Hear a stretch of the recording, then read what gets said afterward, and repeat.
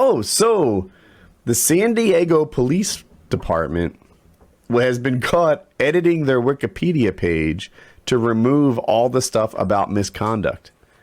That's pretty funny. So they put all the misconduct stuff there and added editing the Wikipedia page to their list of misconducts. That's great. Yeah, it's the last one in there on March 17th, 2000, etc. And I thought that was cool. Apparently, so they were just deleting stuff? Just going through and deleting it? They were deleting all the like bad press. And there's a lot of it. It would have been as offensive, and it would have been funnier if they just changed all the problems to like, Officer Smith reportedly was cheating at the company picnic in Frisbee golf. He was sentenced to 5 days without pay. The last item reads, a San Diego Police Department dispatcher and anonymous Wikipedia users have edited or deleted paragraphs from the misconduct section of the police department's Wikipedia page 5 times since January 2014. The edits, which eliminated references to negative information, came as the police force faced several scandals over officer misconduct. I wonder how many there are, because I was trying to find the story just now, and the first story that pops up is 1 day ago, and it's San Diego police officer kills friendly service dog. Oh. It's like, really? It's only been 24 hours? There's a new thing? How about the one who was demanding the women give him his underwear to get out of their tickets? That's a thing? Yeah. Is that on this list? Yeah, it's the first thing that popped up when I clicked your link. He was asking for women's panties to get them out of speeding tickets. And there was another one where like officers raided a home, didn't announce themselves, and just shot people dead as soon as they opened the door, and shot the guy 4 times in the back in his own home and killed him, and then all returned to duty. Man, here's how long has it been where? I mean, I don't know your opinions, because I know some police officers that I greatly respect, but it's just the mood has changed, I feel like, for everyone in the past few years. Not everyone, but a huge majority. Right. I feel like the people that were previously pro-cop are now skeptical, right? Not necessarily hate cop, right? But there's this like there's the left, there's the I'll call out Wings, right? A cop could save a puppy, and Wings would be like, he's just doing that for show. He probably stomped that puppy when the cameras were on. Yeah, he only did it because people were watching, right? There's Wings who not every time, but if he sees a story, he's the one most inclined to see the negative in the police. And then there's what I think is this huge middle section that used to be like, kind of pro-cop. If a cop testifies in a court of law, he's probably the most honorable person in the room, right? That was the general vibe. And then, of course, there are people to the right who thought the cops could do no wrong no matter what. Now that general big center mass, the middle of the bell curve has shifted toward, you can't trust them. You got to keep an eye on them. We should have cameras on these guys. Yeah, and now the new thing is that they're not always on, and they just turn it off. And you're like, come on. I feel like there should be a real penalty for turning off your camera, right? I don't think they should have a switch. Don't give them a switch. Well, why do they? I think like I don't care. Part of the argument against it was like, if they take a piss, like, I don't want my dick on camera. But it's like, I don't know. And just lean back while you're doing it. It's okay. We won't be watching the footage. That's how I do it anyway. No, but like, only a really shitty cop would want to remove it anyway. Like, it's going to help 95% of cops who are like, oh, finally, people will see all the shitheads I deal with, and they won't just think I'm some fascist who's out to ruin parties. Like, most cops are going to be benefited by this as well, I think. I would hope, yeah. And most cops, few cops, definitely the good cops. The good cops are going to, just be proven right all the time. And the hypothetical, court testifying stuff, they'll have video evidence. And cops think of it as an intrusion of privacy. You have to be kidding me, right? Like, I don't know if you guys ever worked for a big company, but at Cisco, there were cameras all over the place. That's just a thing. Everyone's on camera at work. You don't like it, work somewhere else. But, not in the bathrooms or anything, but yeah, there's cameras in the ceilings. That's just how it is. And for cops to be like, they refuse to operate under that kind of like privacy intrusion. You're at work, asshole. Like, I'm not asking for it at your house or your car or like your private time. Just while you're on the duty. Yeah. Yeah.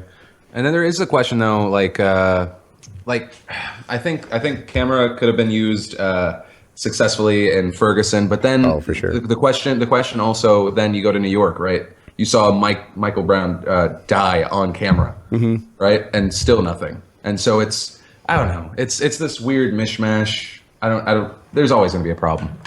The Michael Brown one's tricky though. Like I No, Michael Brown was the one in Ferguson, right? Oh, okay. I'm sorry. Who's the guy in New And York? then- then? Oh, The other wait. guy.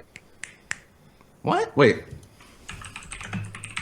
Now I got to Google. No, yeah, Mike Brown was Ferguson, and then shit. Two Damn cops it. got shot in Ferguson just a week and a half ago. He's talking about the guy who got choked Eric to death Garner. in New York. Eric Garner, thank you. I had to look it up. Yeah. Yeah, Eric Garner's the other one. And Well, I completely invalidated my entire point. Next topic. I mean, like, that guy died because he was so fat that he couldn't take even minimal, like, rough handling, right? I mean, hell, I've done videos for fun of me getting choked unconscious. It's on YouTube. And here I am. I haven't lost any brain cells at all, right? Right? Oh, But you know, this guy died from less than I get a kick out of, right? It's what happened again? That's when it was like he was selling bootleg cigarettes Yeah. or something, yeah, and he then was selling Lucy's. Apparently, he takes them out of the. He buys a pack and then he sells them one by one, and makes a profit on us. big business, corner in the market. That was Evil. no, the one in New York. That's the one that I couldn't believe happened, right? Just because there was video evidence, but What did he do? Like, I followed the That's Ferguson the New one. York in the one. end. Yeah. yeah. So So the New York one, he's selling loose cigarettes. He ends up he's yelling at the think cop, there's- but then they end up putting it. Yeah, there's a whole video on it. if I have the background right, and I sure hope I do, because they'll tell me if I don't. There was a fight, and Eric Garner was breaking up the fight or something like that. And then at one point, he was like telling the police to back off, or I felt like he wasn't properly in the policeman's mind, like kowtowing to what their control of the situation.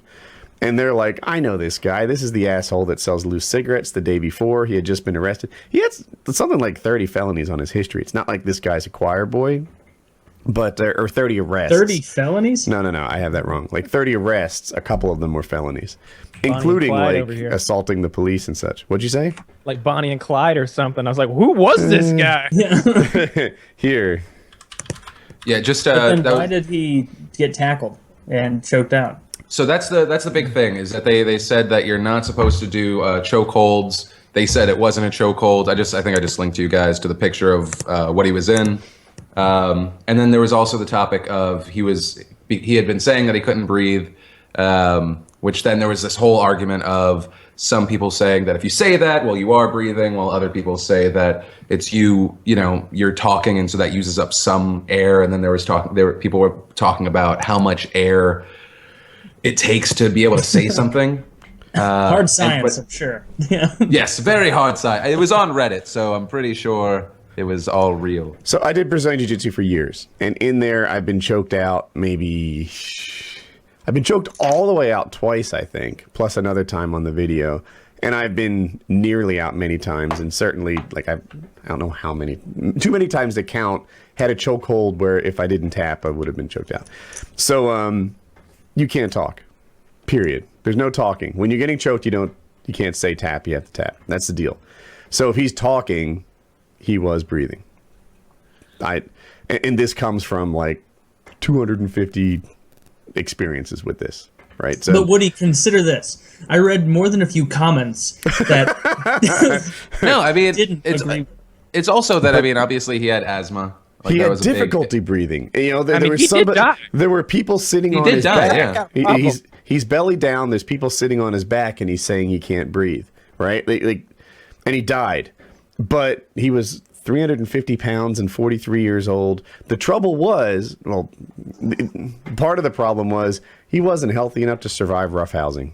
I think saying that he can't breathe because he's able to talk is kind of like arguing semantics, because maybe what he meant to say was, I'm having a very difficult time catching my breath right now. I don't feel like I'm getting enough air. This feels a little bit like drowning because I'm not getting as much air as I want. He could breathe, I need. but he won't survive like this much longer. That was the situation, and he was obviously out of shape. It wasn't Lance Armstrong. They were roughhousing. Right. Anyone on this call would have survived that. But Well, Yeah. Well, the question is said that, also, would we have been treated the same? That's another question. and also you could say, like, shouldn't the policeman have identified that this guy was like 43 pounds, 43 years old, 350 pounds? Maybe you can't rough him up the same way. You know, like, if it was hypothetically some dude that was like 93 years old and 84 pounds, I would expect the cop to go light on him because he's You never fragile. know. Every now and then you'll see they'll Yeah, I'm Bruce just talking Lee. about as cops in general, but you know, it'd be like 85-year-old man like pistol whipped in broad daylight for like lighting a cigarette or something. It's like it'll be like the stories are so ridiculous, and every time it's like one-upsmanship. It's like some cop in San Diego hear what that guy in Phoenix did? What? Caned a blind man to death with his own cane. Shit! How are we gonna top that? How are we gonna top that? Well, let's get some dogs. Let's get one of those service dogs that comforts the sick children, and let's kill that motherfucker. That'll show him. That's even worse than beating a blind man. The homeless guy in Arizona, I thought that one was pretty extreme because there was video of it. They were like 25 feet away. They thought he had a knife. I don't know if he did or not, but That was in the hills, right? Yeah. And Yeah. they just opened fire. And their equipment, holy fuck. They had like AR-15s from like 30 feet away. And they're just like, they shot them 14 times. They Good. were Safe. they were Target armed to neutralized. fucking teeth. It looked like they were going after Rambo. Yeah, bulletproof vests. And they're like, I swear. That makes them hard to like. Like if they're in their, I like the Dick Van Dyke policeman when you're walking around like, hey, look at this guy. But for stuff like Ferguson, I don't know if you guys watched the actual riots. Like I was watching the live stream of it when it was happening. It was pretty fucking crazy. Your hometown. And my hometown. And so seeing all the cops like that, it kind of makes more sense because they would have got fucked up. Someone would have taken advantage of the situation and tried to hurt one of them if they didn't have armor or whatever. I know a lot Most of of the cops. time, you don't need that. I'm friends with a lot of cops, and one of the things that I see in all of them is something that I have. We like gadgets. We like cool fucking guns. Like, all around my house, I've got examples of that. I got silencers and fucking muzzle brakes and things and flash enhancers and big extended magazines. And I shoot watermelons with mine, but like these guys are out there like enforcing the laws, and I never really think about it, but like one of my buddies has a knife that like clips onto his belt, and it's shaped like a fucking velociraptor claw. And I'm just thinking, like, why does he need a velociraptor claw? Like, if he's got to like disembowel a suspect, is that gonna like that's not a letter opener? Like, he's got it right there, and it's like in the trunk of his police cruiser. He's got his AR with the EOTech and the suppressor, and he's got like 800 rounds of ammunition. It's like, you might not need that while you're at work. Not all of them, but a lot of gun owners have sort of a make my day kind of thing. Like there's a fantasy, right? You're concealed carrying, you've got your gun on your hip. Some shady guy walks in the IHOP while you're eating your meal and you're like, wouldn't it be so perfect right now? If he did something that needed a good shooting. Like In IHOP? You think You so? would want more glory? Not like Right there in the Yeah, there are. There are definitely people who are like, all right, if there's ever a home invasion at this house, holy smokes, he's going to be so dead. I wish I could kill him twice. There are gun owners who have that mindset. And I feel like some of the gadget-heavy police might be in that wrong mindset too. Yeah. So I know we're all gun owners. Phil, are you a gun owner? Yeah, I am. Yeah, it doesn't sound like you but- got that mindset, though. It sounded like you... No, I don't. I mean, I'm terrified at the idea of someone breaking into my house, but I like knowing that I could do something, right? I mean, that's my main thing. Like for me, it was a matter of do I want a handgun or do I just want a shotgun? That was it. It was just a matter of do I want something that Why not both? No, and exactly. Why not both? Shotgun's perfect for Lindsay because she doesn't actually have to be able to aim that well, and if I get the right kind of ammo, I'm not worried about stuff going through the wall too bad. And that's really it. I mean, it's really for me, it's about personal safety. my shit. I mean, even I'm in a nice neighborhood now. My fucking car got broken into 2 days ago, and it's like, and home invasions in our area are up 270%. People just knock, no answer, kick the door down and break in. We don't answer the door because sometimes we're just like upstairs. So it's good to know that we have the alarm for ourselves. So if the person breaking in is skittish, they leave, or worst case scenario, we know, and we can do something about it. Does your alarm call the police? Maybe Yes. this isn't something. All right. Well, I guess yes, it's okay to say. No, and we they're fun, really. And we have fail safes and stuff because people know to cut phone lines and people know to jam stuff. So it's like we have backups and secondary backups. Ours To is some fucking crazy paranoid person. I just had to replace the battery on my alarm system. It looked like a mini car battery. Like I didn't know. It was like Oh, we just got that taken. The moat got the moat put in. yeah, right. The alligators are still taking Fantastic. to it. Yeah. No, but I get terrified at the idea of having to take someone's life. But I do think, not to blame everything on having a child, I think it would be way easier now. To if I thought my kid was in danger, done. Blow 'em away. It takes away, I feel like, that human connection. At that point, it's a predator kind of situation. You have to do what you have to do. You know what the baby did to me? It made me cautious. Like, Yeah? yeah, like, I don't know. I had motorcycles before the baby. And then afterwards, it's like, I don't know if Amanda, my responsibility, should be driving around on a, sport bike or something. And then, I don't know, I think Kyle sometimes feels it on my behalf. Like, we talk about, God, I keep wanting to throw a Molotov cocktail at a propane tank with a hole in it, and the propane's, like, squirting everywhere. And he's like, Woody, that's just not safe, and you shouldn't be doing that. Or the plane. You're always like, I could get one of those ultralight planes and land it right. And I'm just like, Woody, let's pool our money and get a safe plane. Like, this ultralight business, like, you've got responsibilities. You're talking about getting into like a skeleton of aluminum. Yeah, the go-kart of planes. The go-kart planes. Yeah, fuck that. No. That's Get a funny. real plane.